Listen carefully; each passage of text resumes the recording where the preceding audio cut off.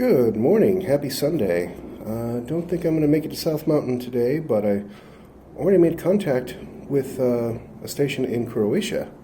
At least their call sign's registered in Croatia. So that was fun. Took me a few tries to get my call sign out there and finally got it communicated through.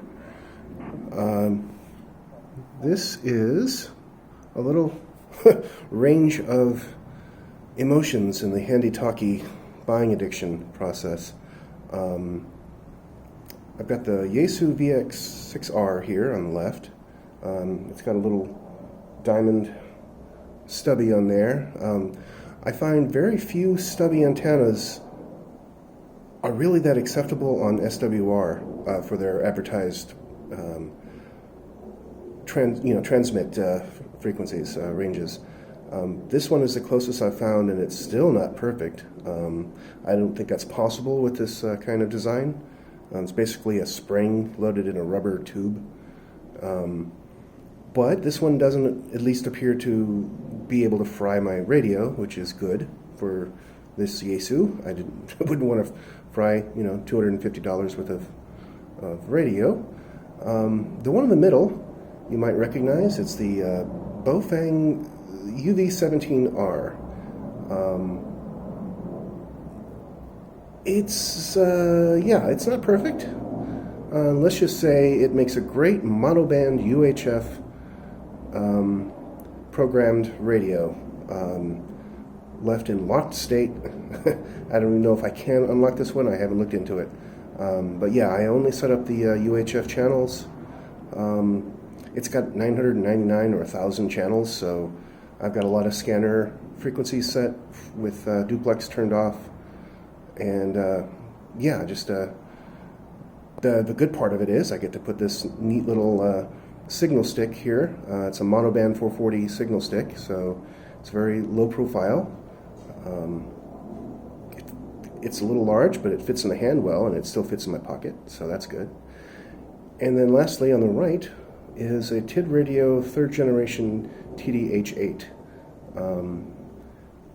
You can't really get the 3rd generation on Amazon, so I ordered that direct from TID Radio.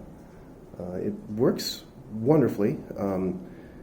It's really a great tri-bander, and it tests clean on the SA in all three, the two VHF ranges and the UHF. I kind of swap between a diamond dual band and a diamond tri-band antenna. There's a little adapter you can get for like the cost of the antenna itself, but it's worth it to me because it fits so well on there. It takes the space out that you would otherwise get, say, if you're using this on a radio that takes an SMA male antenna. It converts it to an SMA female antenna, and it widens out a bit at the base there, so it fits nicely. The tri-band version of this diamond antenna is about twice the price of the dual band, but it's worth it. I'm kind of worried about SWR and burning radios. So yeah, it's a $50, $40 radio, so I wouldn't want to waste that.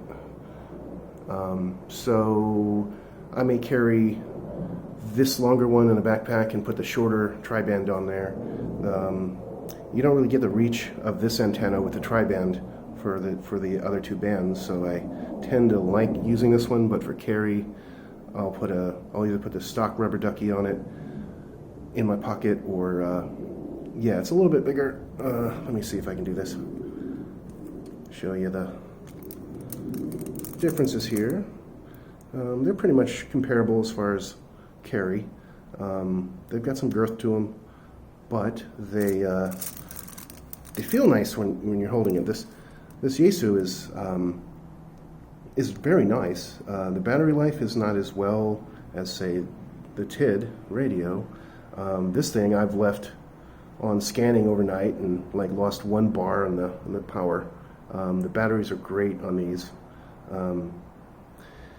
Given the way that supplies might be changing in the future, I did buy a couple extra batteries. I even found an extra battery for the 17R. I got the last one available until they restock, I guess. And yeah, this Yaesu here, the batteries are about $80 a piece, so 2 or 3 of those will set you back. I should know. I also have a Yaesu FT70DR coming soon.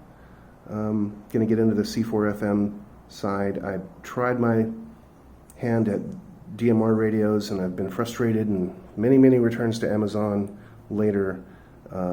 I finally decided to, I realized for the money I was spending on a quote-unquote higher-end DMR, that the FT70DR is an entry-level fusion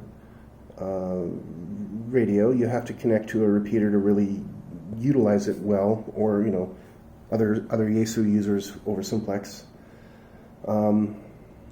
But it's it seems like night and day so far from what I've been seeing. Just the user experiences. Well, press this button and put in the DTMF tones, and you're connected to the room. It's great as long as you can get to the repeaters. Arizona has a very sizable number of, it's less than 100, but it's more than 10 of repeaters in the area that I should be able to connect to, maybe by connecting it to the dual bander out there with an adapter, or on the car mag mount I have set up.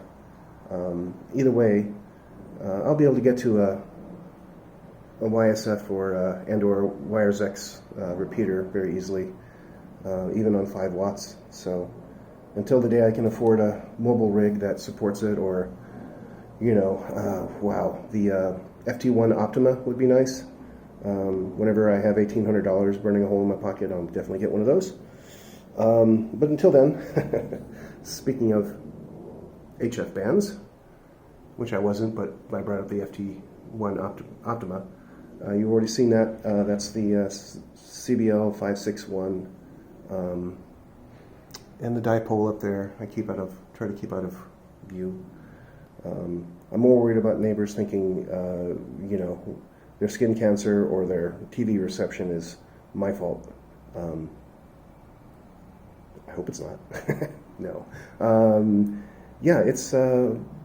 It's that's it. I just wanted to go over this kind of range of handy talkies and show the size comparisons, and really the one in the middle, that's probably the cheapest one.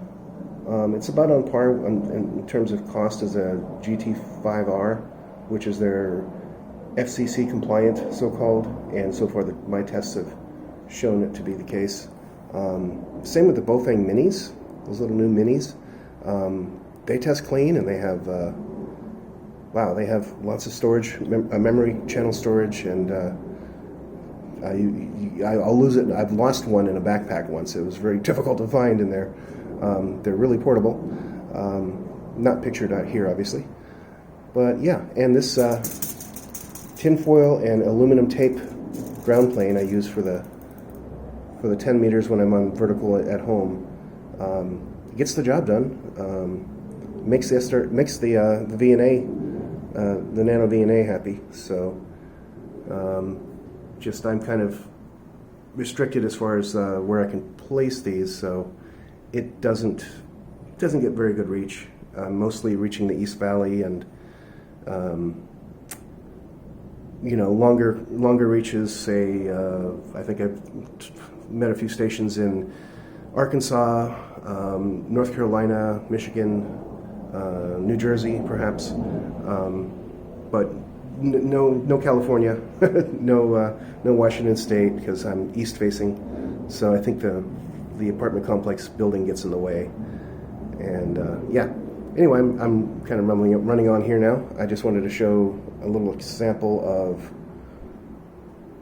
for a sizable coin, you can get this little Yaesu, but if not, even the 17R, I would like to malign it over its lack of, harmonic purity in the VHF range, but in my area, I've got 75 or so, 60 or 70 UHF repeaters. I have no trouble getting out and talking to folks and reaching out with it. given its limitations, it's yeah, it's a UHF radio, and that's the way I treat it. But yeah, the TID radio is better than expected. You kind of have to go into normal mode, quote unquote, and you can open up 220 on it. And I tested it. It's clean. So surprise, it's a tri-bander. It's more than a tri-bander, but the other options are less kosher. So I just don't even turn those on. Yeah, enough said about that. That's it. I'm going to cut this video long. I would say short, but it's gone on for a bit now. Have a wonderful day, and 7-3 from Arizona.